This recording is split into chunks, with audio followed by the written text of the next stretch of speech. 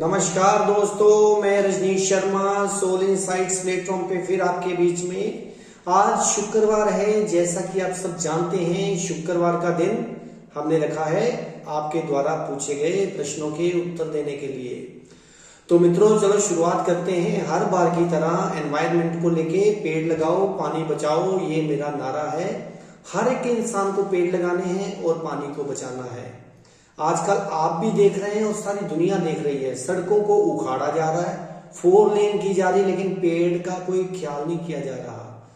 अगर इंसान इनसे पूछे कि भैया, अगर जैसे उनको उखाड़ा जा रहा है और उनका जीवन नष्ट किया जा रहा है, अगर तुम्हारा कोई जीवन नष्ट करे तो क्या होगा? सबसे पहले हर एक इंसान के अंदर ये सोच आनी चाहिए कि हम अपना जीवन नष्ट कर रहे हैं। अगर ऑक्सीजन नहीं होगी तो बीमारियां फैलेंगी, अगर ऑक्सीजन नहीं होगी तो हमें कितनी प्रकार के क्रॉनिक डिजीज लग जाएंगी।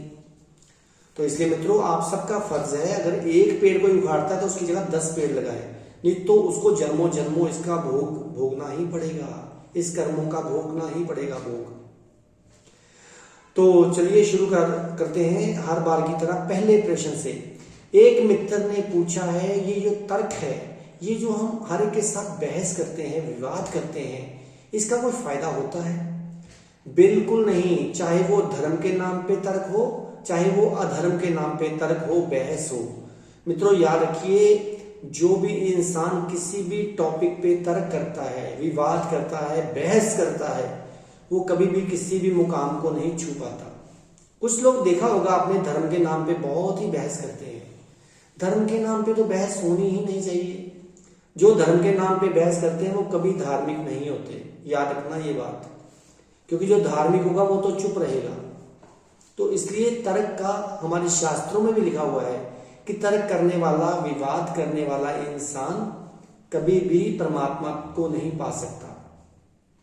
तो इसलिए हमें फालतू के तर्कों से दूर रहना है। जिस बात का हमें पता नहीं उसके लिए हमें स्वीकृति कर लेनी है, स्वीकार कर लेना है कि हमें नहीं पता। क्या अपना मुंह थका रहे हो फालतू के तर्क कर करके? उससे कुछ नहीं होना। एक मित्र ने पूछा है, क्रिएटिविटी क्या है? आपका एक एपिसोड देखा था जिसमें आपने लिखा था God is not creator, God is creativity. बिल्कुल सही सुना था आपने मित्र। ये प्रश्न तो बहुत कम से कम 50 एपिसोड पीछे आप ले चले हो। तब मैंने, किसी ने मित्र ने पूछा था, मैंने इसका जवाब दिया था। क्रिएटिविटी क्या है? क्रिएटिविटी है सृजनात्मकता। क्या है? हम कहते हैं कि हमने ये बना ली वीडियो, हमने ये कोई सीनरी बना ली, हमने कोई पेंटिंग बना ली, तो ये क्रिएटिविटी है? नहीं। क्रिएटिविटी का मतलब है वर्तमान में रहना। जो तुम कर रहे हो उसी में रहना। अगर कोई गाना गा रहे हो तो उसी में ही रहना। अगर कोई पेंटिंग बना रहे हो तो उसी में ही रहना। अगर तुम कुछ बोल रहे हो तो उसी में ही रहना। यानी कि हर क्षण में रहना ही क्रिएटिविटी है, सृजनात्मकता है, और कोई क्रिएटिविटी नहीं है। तो इसलिए कुछ लोगों ने बनाया हुआ है कि हम ये बनाया, वाह भाई वाह, बहुत क्रिएटिविटी है इस बच्चे में, तो ये बहुत क्रिएटर है, बहुत क्रिएटिव है। ऐसा कोई चक्कर नहीं है। असली क्रिएटिविटी वो है जो आपको 2400 घंटे वर्तमान में रखे। अब एक और मित्र ने पूछा है कि ध्यान, कहते हैं जो इंसान बहुत गहरे ध्यान में उतर जाता है या जो ध्यान लगाता है, उसको बाहर का खाना नहीं खाना चाहिए। क्या बाहर का खाना खराब करता है? तो ऐसे तो महात्मा बुद्ध भिक्षा मांग के खाना खाते थे। क्या उनके ध्यान में कोई कमी आई? ऐसे कैसे हो सकता है कि अगर हम बाहर से खाते तो हमारा ध्यान भटक जाएगा? अगर ऐसे ध्यान भटकता तो महात्मा बुद्ध का ना भटकता। बहुत ही अच्छा सवाल है, बहुत ही अच्छा प्रश्न है जिसने पूछा है मित्र ने। देखिए, अगर आप महात्मा बुद्ध हो तो फिर आप इस बात का खंडन कर सकते हो, क्योंकि महात्मा बुद्ध थे। याद रखिए, जो ध्यान में बहुत गहराई में पहुंच गया है उसके ऊपर संसार का कोई कानून लागू नहीं होता है। सबसे पहले ये बात याद रखिए। अगर आप बहुत ही गहरे ध्यान में हो, मतलब गहरे ध्यान का मतलब जहां आपकी मौजूदगी बिल्कुल नहीं है, तो फिर आप चाहे कहीं से भी लेके खाना खाओ, आपको उसका कोई नुकसान नहीं होगा। इवन कि आपने सुना होगा, मीरा कितने प्रेम में थी और जहर पी लिया और जहर असर ही नहीं किया। उसका कारण क्या था, सोचा कभी? एक तो जो सबसे ज्यादा प्रेम में होता है, प्रेम और ध्यान, समझ लीजिए एक ही बात है। जो प्रेम में है वो ध्यान में है, जो ध्यान में है वो प्रेम में है। तो वो इतने प्रेम में थी कि उसको जहर भी उसके ऊपर असर नहीं किया। तो इसलिए मित्रों, सबसे पहले तो अपने आप को गहराई में, ये नहीं कि रोज 10 मिनट हमने ओम का उच्चारण कर लिया, राम राम का उच्चारण कर लिया, वाहिगुरु वाहिगुरु का उच्चारण कर लिया, अल्लाह अकबर का उच्चारण कर लिया तो हम ध्यान में हैं। वो ध्यान नहीं है। ध्यान वो है जहां आपको ना समय का पता चले ना अपना ही पता चले। फिर आप चाहे कहीं से भी खाएं, होटल से खाएं, रेस्टोरेंट से खाएं, किसी के घर से खाएं, आपको कभी भी कोई नुकसान नहीं होगा। तो इसलिए इन बातों को ना सोचते हुए सिर्फ ध्यान कीजिए। अब एक और मित्र ने पूछा है कि क्या लहसुन, प्याज या मिर्च या ज्यादा नमक क्या ध्यान में अड़चन डालता है? क्या ये खाने चाहिए कि नहीं खाने चाहिए? बहुत से संत महात्मा कहते हैं कि ये हमें नहीं खाने चाहिए, ये बाधक है ध्यान में। देखिए, अगर आप मेरे से पूछते हो तो कहते हैं ये तमस है, लेकिन मैं इसको नहीं मानता हूं कि लहसुन, प्याज या मिर्च या नमक ये आपको तमस में लेके जाता है। जो असली तमस है उसको पहचानने की कोशिश कीजिए। जो लोग ध्यान में नहीं उतर सकते वो कई तरह के बहाने बनाते हैं। अरे हाँ, मैंने प्याज खा लिया था, मैंने लहसुन खा लिया, इसलिए आपका ध्यान नहीं लगा। कुछ बहुत से मूर्ख ऐसे बोलते हैं कि आपका ध्यान ना लगने का कारण यह है कि आप तामसी हो। अरे मित्र, तमस का मतलब तो समझो। तमस का मतलब होता है ब्रेक, जो आपको रोके। तो उसमें दरिद्रता नहीं मैं मानूंगा, दरिद्रता अलग बात है। तमस का मतलब होता है किसी भी काम को रुकना। अब देखिए, आपके अंदर तमस, असली तमस क्या है? असली तमस है आपके अंदर लालच। जब आप लालच करते हो तो आप रुक जाते हो, आप आगे नहीं बढ़ पाते। और उससे भी बड़ी तमस है क्रोध। जब आप क्रोध करते हो तो आप रुक जाते हो। तो उससे भी गहरी तमस है पोजेसिवनेस, किसी को अपना ही बना के रख लेना, कि उसको कोई देखे भी नहीं, उसको कोई मेरी गाड़ी को छुए भी नहीं। तो ये है पोजेसिवनेस, ये है तमस। ना कि लहसुन प्याज, उसमें क्या तमस होगी अपने अंदर? अब देखिए, जो गार्लिक है, लहसुन है, जो प्याज है, वो है आपकी ग्रीड, सोचिए। और जो मिर्च है वो है आपका एंगर। और मित्रों, जो नमक है वो है आपकी पोजेसिवनेस। ना आप उसको छोड़ सकते हो, ना उसको छोड़ सकते हो, ना नमक की पोजेसिवनेस को छोड़ सकते हो।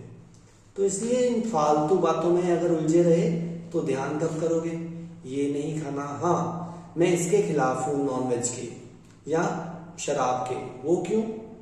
वो इसलिए कि उसमें आप अपने आप को भूल जाते हो, आप बिल्कुल अनकॉन्शियस होते हो। देखना, आप किसी को नॉनवेज खाते देखिए, जो नॉनवेज खा रहा है उसके फेस को देखिए, वो कितना बेहोश है, कितना बेहोश है कि हड्डियों को भी चबाया जा रहा है। और शराब पीते हुए इंसान को देखिए, वो कितना बेहोश है। जो आपका होश गवा दे वो कैसे आपको ध्यान में लेके जाएगा? और एक बात है कि जो हमारी इंटेस्टाइन है वो बहुत बड़ी है, उसमें हम कुछ भी खाना धीरे धीरे खाते जाए तो पच जाता है। और जो नॉनवेज है वो पचा पचाया भोजन है। जैसे जानवरों की इंटेस्टाइन छोटी होती है। आप देखिए, जो शेर है, आपको पता है 24 घंटे में सिर्फ एक बार खाना खाता है, क्योंकि वो पचा पचाया भोजन छोटी इंटेस्टाइन में पच जाता है। तो इसलिए इन फालतू की बातों में मत उलझो, इन फालतू के ड्रामों में मत उलझो, आगे बढ़ो। आगे बढ़ना ही चाहिए। और अगर यही सोचते रहे तो फिर तो हम ना ध्यान कर पाएंगे। और भी देखिए, आप किसी पंडित के पास जाते हो, कोई एस्ट्रोलॉजर, चाहे कोई भी है, मैं भी एस्ट्रोलॉजी करता हूं, लेकिन मैं आपको ये कहता हूं कि जो आपको वहमों में डाल दे, ओहो आपके ऊपर तो राहु चल रहा है, शनि चल रहा है, केतु चल रहा है, जो पापी ग्रह के बारे में आपको उलझाए, तो मैं तो कहूंगा उसको भी नमस्कार कर दो, क्योंकि वो आपको आगे नहीं बढ़ने देगा। जो आप थॉट्स करते हैं वो मैनिफेस्ट होते हैं, जो आप वर्ड्स बोलते हैं वो भी मैनिफेस्ट होते हैं।